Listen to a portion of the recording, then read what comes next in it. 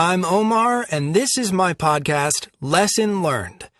So, you longtime listeners know that every week I interview an older person, an adult, and ask them about some of the life lessons and skills they've learned throughout their lives.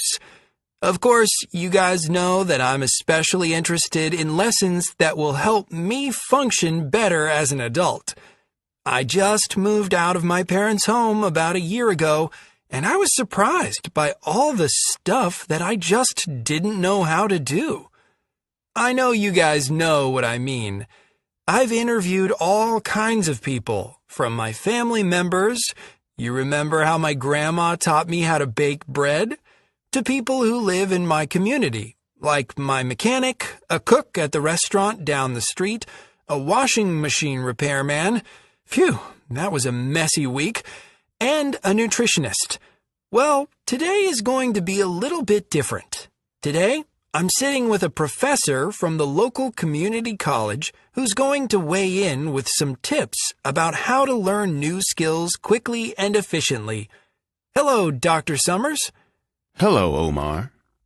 Okay, so what should we do when we want to learn a new skill? Like, for instance, I want to learn how to change a tire without having to call my dad. How can I learn it quickly? Well, learning a new skill isn't really all that different from the learning that you do in school. There are 3 stages to learning. First, there is the cognitive stage, when you are reading or watching online videos that show you how to change a tire.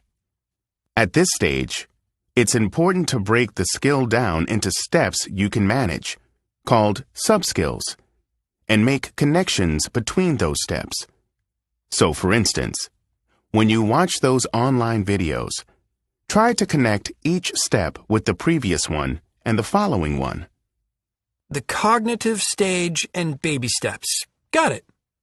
Then, there's the associative stage. That's when you think about the information you've read and heard, and how it applies to a real-life situation. So, you're trying to change the tire. You might be making mistakes and learning from those mistakes as you do it. Yeah, I bet I'll make a ton of mistakes. During the associative stage, the key is repetition, repetition, and more repetition.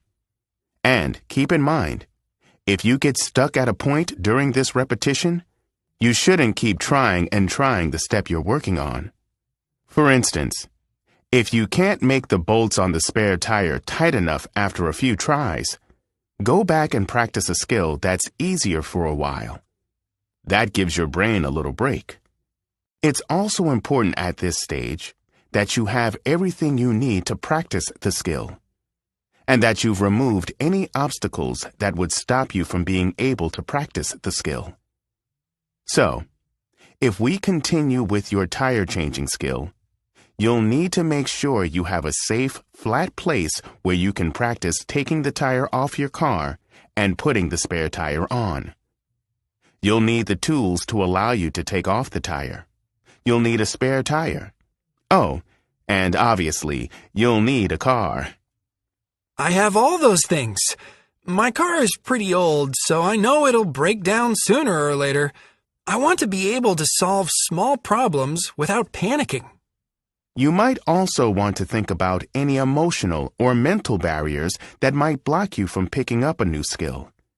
If deep down you don't believe you can do minor auto repairs, you're not going to be as successful as you would be if you first believed you could do it. That makes sense.